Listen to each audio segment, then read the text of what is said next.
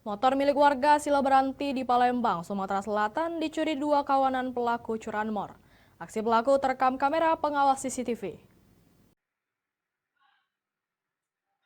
Inilah aksi dua kawanan pelaku curanmor saat terekam kamera pengawas CCTV milik rumah korban saat pelaku melakukan aksi pencurian motor milik korbannya.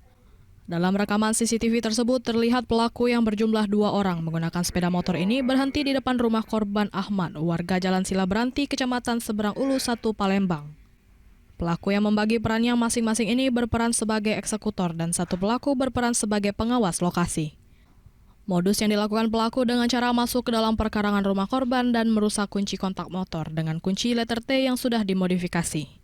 Korban mengatakan kalau dirinya mengetahui motornya saat anaknya terbangun hendak membuang air kecil sekitar pukul 3 pagi. Melihat motor miliknya tersebut tidak ada lagi di parkiran. Ya, kejadian ini sekitar jam 2 malam.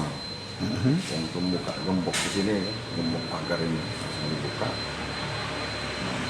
Terus yang tiga ada kebangun dilihatnya motor sakit lagi. Posisi motor diparkir sini, Pak? Parkir sini langsung. Ada kunci taman, Pak? Kunci tambahannya nggak ngerti. Aku masalahnya beli second kemarin. Dari Palembang, Muhammad David, iNews melaporkan.